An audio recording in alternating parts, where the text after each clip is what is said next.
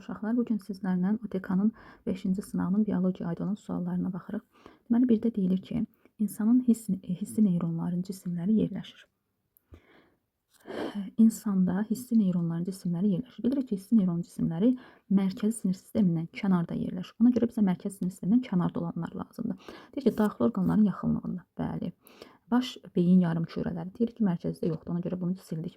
Onurğa beyni yenə baş, yəni daha doğrusu mərkəzi sinir sistemi ilə bağlıdır. Daxili orqanların divarlarında yerləşən sinir düyünü. Bu da ola bilər. Çünki mərkəzi sinir sistemi deyil bu. Onurğa beynin boz maddəsi. Yine bir baş beyin mərkəzi sinir sistemi verilir. Mərkəzi sinir sistemindən kənardakıları seçirik. 1, 4 oldu C variantı. Sonra baxırıq, quş lələklərinin növlərinin müvafiq ardıcılla müəyyən edir. 7-ci sinifin kitabında şəkillərlə bir yerdə verilibdir. 1-ə baxanda qu, 2-yə baxanda tiftik, 3-ə də baxırıq biçim lələkləri verilib. Həmin sırayla götürəndə cavabımız olur C variantı. Daha sonra Darwin Galapagos adasında müşahidə etdiyi birəbitdən növlərini müəyyən edin. Deməli, Darwinin Galapagosda müşahidə elədiyi birəbitdənlərin 3 dənə cinsi var idi. Ağac birəbitdənləri, yer birəbitdəni, bir də silvlər. Bunlar cinslər idi. Amma bizdən nə istəyir? Növləri müəyyən edin istəyir.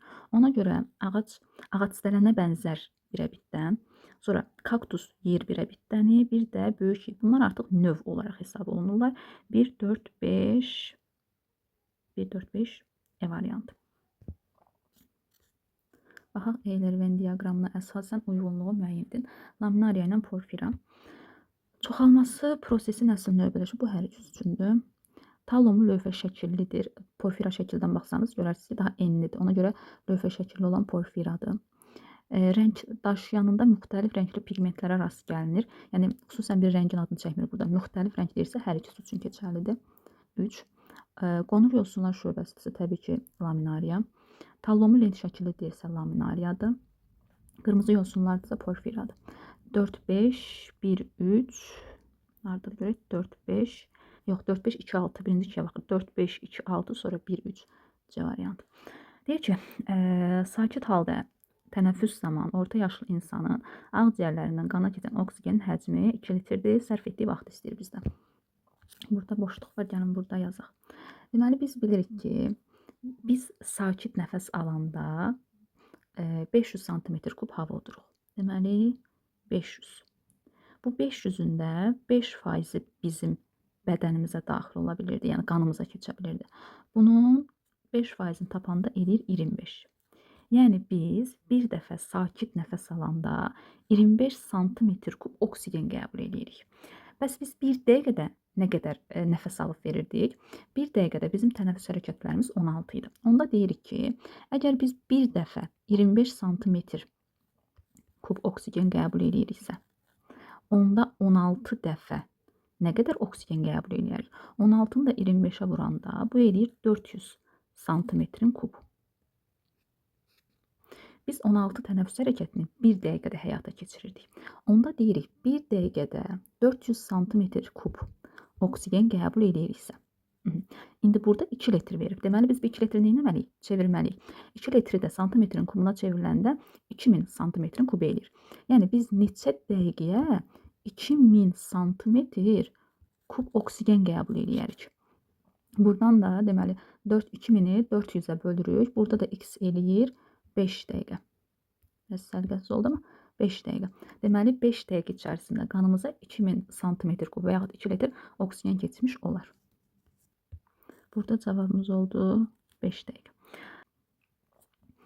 Araxnodaktiliya xəstəliyini müəyyən edən genin normal formalaşmasının ən çox pozulduğu toxuma qrupunun əsas xüsusiyyəti. Söhbət hansı toxumadan gedir? Birləşdirici. Birləşdirici. Birləşdirici. Birləşdirici toxumadan gedirsə, deməli, oynama və oyanmanı nəql edir. Bu deyil. Hüceyrəsi maddə az olması xeyir. Yalnız bir növə malik olması. Adətən hüceyrəsi maddələrin çox olması. Bəli, cavab D variantıdır. Bilirik ki, birləşdirici toxumalarda hüceyrəsi maddə çox, hüceyrə isə azdır. Yığılma, boşalma qabiliyyəti bu əzələdir. Oyanma və oyanmanı nəql etmə sinirdir. Hüceyrəsi maddənin az olması epiteldir. Yalnız bir növə malik olması, bu da yenə sinir toxumasına aiddir. Amma D variantı birləşdirici toxumaya aiddir. Sonra xorda ömrü boyu saxlandığı balıq. Bilirik ki, xordanın ömrü boyu saxlandığı uzun burundur. C variantı. Nəhrəkimlər dəstəsinə aid olanlar. 8-də deyir ki, insan orqanizmində çiyin qurşağına bilavasitə birləşən borulu sümüklərin sayı. Çiyin qurşağına birləşən borulu sümüklərin sayı 2 dənədir. Yəni sağda və solda olan bazu sümükləri. Ayaq pəncəsinə bilavasitə birləşən sümüklərin sayı. Ayağa da birləşən sümüklər aşağı ətraf sümüklərindən baldırın sümükləridir. Amma baldır 2 sümükdən ibarətdir. İnci qamış. Ona görə bir ayaq inci qamış, digər ayaq yenə inci qamış. 4 burada. Deməli 4 oldu bu, 2 də oldu bu. Bunları toplayanda cavabımız olur 6. Təbii qruplaşmaların növ müxtəlifliyinin azalması ardıcıllığını müəyyən edin. Kitabda yazılır ki, 11-ci sinifin kitabındadır. Qütblərdən ekvatora doğru gəldikcə biokütlə artır, ekvatordan qütblərə doğru getdikcə biokütlə azalır. İndi bizdə də azalması ardıcıllığını istəyir deyə biz ekvatordan qütblərə doğru getməliyik. İndi ekvatordan qütblərə doğru getdikcə birinci olmalıdır nə? Tropik meşələr 3. Sonra gəlməlidir qarışıq meşələr. Daha sonra tayqa meşələri. Ən sonda da ab çəmənlikləri. Deməli 3, 2, 1, 4. Bu da olur C variantı. Törədicisi qamçıllar sinifinə aid olmayan yuxu xəstəliyi qamçıllar sinifinə aiddir. Tripanosom, liambliozda, eyninə, leishmaniozda. Burada amoebioz, yəni amöblər. Amöblərin törədici düzdür, bir hüceyrəli heyvandır, yəni protozooslara aiddir, amma qamçıllar sinifinə aid deyil, sarkodinlərə aiddir. İnsanda şərtsiz refleksin mərkəzi yerləşmir. Şərtsiz refleksin mərkəzi yerləşmir beyin qabığında. C variantı. Soğanaq kökümsovdan fərqli olaraq əlavə köklərin inkişaf etdiyi dipcik adlanan hissəyə malikdir. Kökümsovda dipcik yoxdur deyə elə cavabımız bu olacaq A variantı. Digərlərinə bax. Zoğun yeraltı şəkil dəyişməsidir hər ikisi. Şəkil dəyişmiş pulcuq şəkilli yarpaqlar var hər ikisində. Kökümsovda da var eyni ilə. Təpə və yan tumurcuqlara malikdir. Yenə hər ikisi. Ehtiyat qida maddələri toplayır yenə hər ikisi. Sonra Hipokrat barədə doğru olmayan mülahizəni müəyyən edin. Epitemologiyanın banisidir. Bəli, banisidir, düzdür.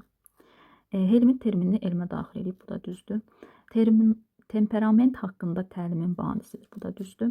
Temperamentin ilk təsnifatını işləyib hazırlamışdır. Yox, artıq ilk təsnifatını işləyib hazırlayan Hipokrat deyildi, Qalen idi. Ona görə cavabımız olur D variantı. Məktəb dövründə sağlam qızın bədənində minimum neçə sarı cisim yaranır? Sarı cisim aybaşı siklində 14-cü gündən sonra başlayır.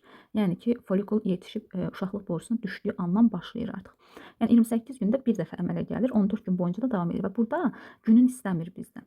Neçə sarı cisim yaranar deyir. Yəni neçə günün ifraz elədiyini istəmir.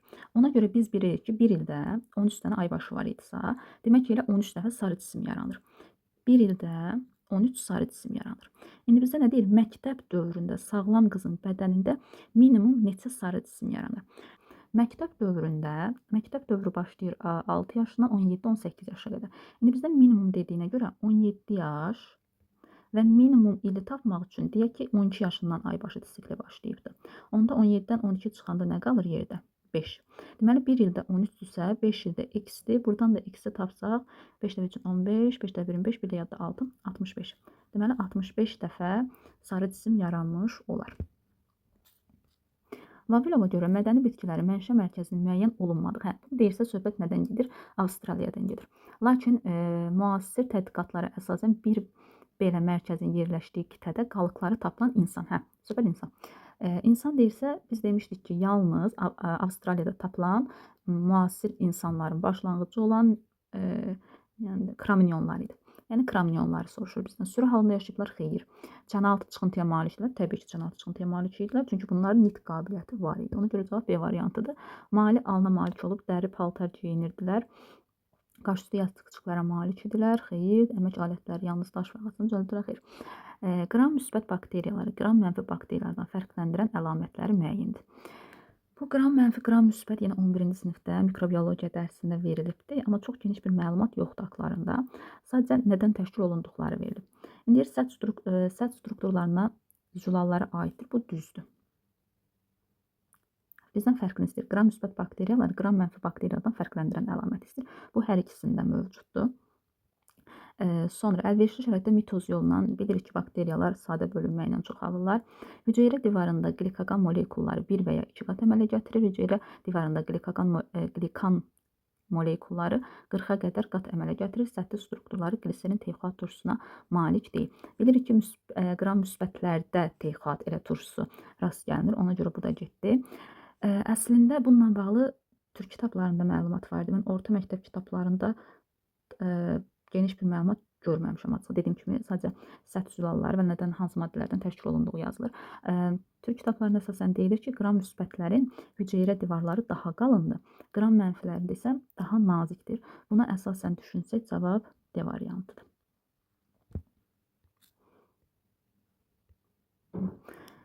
Karyot hüceyrələrin hansı strukturun sxemi təsvir olunan proses gedə bilər? Gördüyümüz kimi DNT-nin ikiləşməsindən gedir söhbət. DNT ikiləşirsə burada, deməli DNT-nin olduğu nüvə, mitoxondri, bir də xloroplastlarda rast gəlinəcək E variantı. Daha sonra postembryonal inkişafı qeyri-tam çevrilmə ilə gedən, deməli dolayı inkişafda və qeyri-tam çevrilməni istəyirsə bu çəkik olacaq A variantı.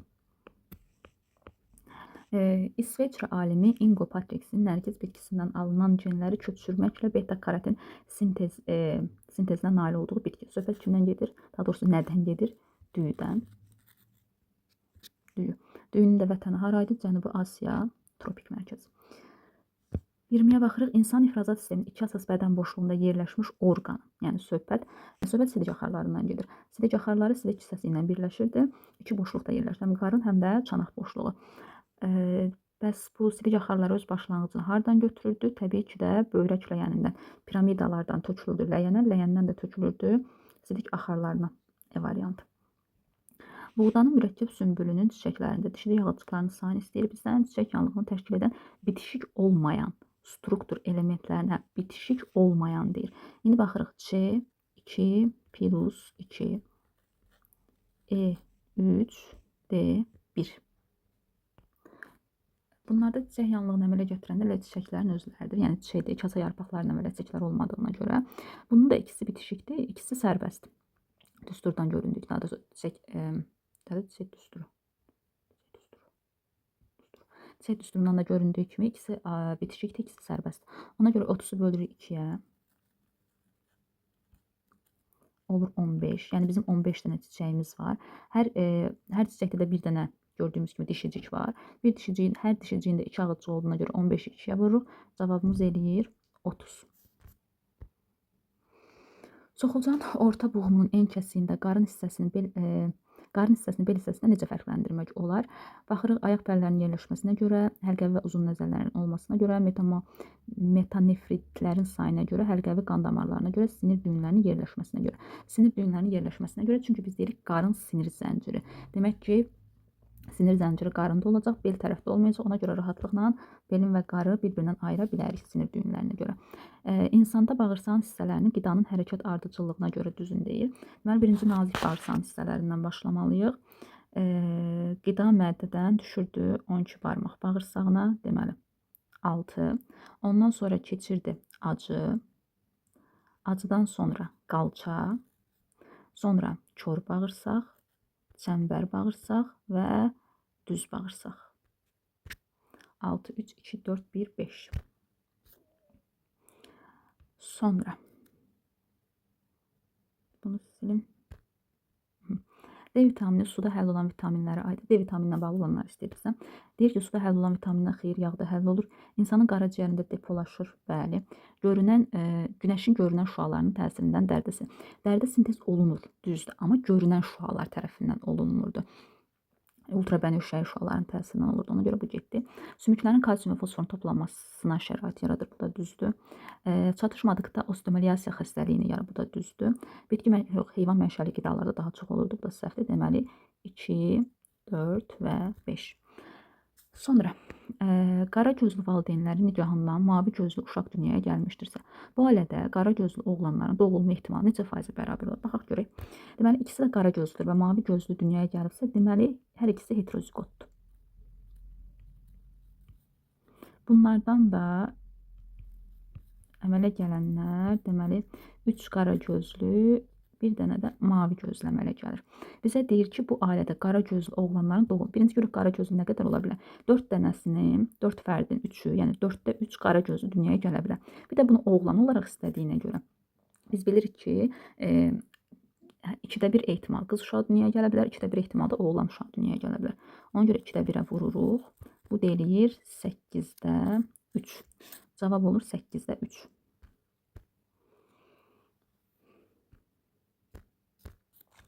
Şəkildə göstərilən onurğaya malik canlının aralıq sahibi ola bilər. Söhbət burada insandan gedir. S-vari əyriliyi var çünki. Aralıq sahibi ola bilər. Öküz soliteri əsas sahibi idik, götürə bilmirik. Qaraciyərində əsas sahibiyik, amma toksoplazmaların aralıq sahibiyik. Malariya parazitində də aralıq sahib bizik. Bir də exnokokda aralıq sahib bizik. İnsan askaridində aralıq əsas söhbəti yox idi. 3, 4, 5. Uyğunluğu müəyyən edin deyir. Qalın toxum qabığına malikdir. Qalsın. Meyvə yanlığı bərk və odunlaşmış olur. Bu dən meyvədir. Daxili qatı dəricik şəkilli olub, meyvə yanlığı toxuma bitişmir. Bu toxumca meyvə idi. Pərdə şəkilli meyvə yanlığı toxum qabığına bitişir. Bu dən meyvədir. Meyvə yanlığı açılandır deyir. Bu paxla meyvədir. E variantı. Deyir ki, sxemdə 17 yaşlı gəncin ontogenezinin mərhələləri. Bu tərəfdə verilənlər bətin daxili inkişafın mərhələləridir. Burada isə doğulandan sonranı verilir. İndi 28-də deyir ki, 1, 2, 3 mərhələlərinin adlarını və davam etmə müddətlərinin azalma ardıcılığı ilə göstərir. Deməli, birinci başlanğıc.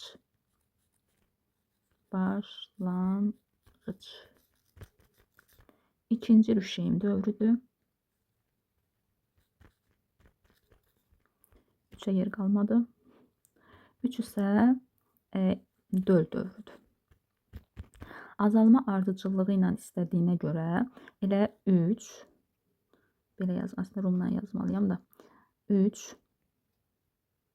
sonra 2, sonra da 1 gəlməlidir. Baxaq bura. Cədvəli tamamlayın. Birinci mərhələnin başladığı orqan, başa çatdığı orqan. Birinci mərhələ, yəni söhbət başlanğıc mərhələdən gedir.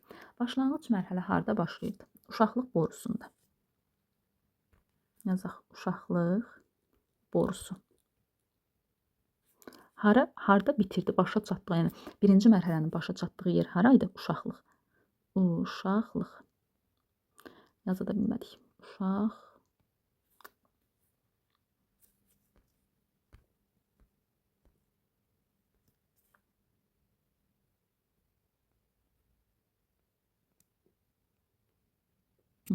Uşaqlıq. Deməli, cədvəli tamamlayın. Gəncdə ikinci cins əlamətlərin meydana çıxdığı inkişaf dövründən bilavasitə əvvəlki inkişaf dövrün nömrəsini, adını və davam etmə müddətini istəyir bizdən. Deməli, cinsi yetişkənliyə çatır yeniyetməlik vaxtı ki, bu da 12-13 yaşdır. Bu da məktəbli dövrünə düşür. Bundan bir əvvəlkini istəyirsə, deməli, söhbət 4-cüdən gedir, 4. 4-də də nə idi? Məktəbə qədər dövrü idi. Mən qısa yazacağım. Məktəbə qədər dövrü. Davam etmə müddəti 3 ildən 6 ilə qədər idi ki, davam etmə müddəti illə. 3 ildən 6 ilə 6-dan da 3 çıxanda 3 il davam edir də. 3 il davam edir. Bu qədər.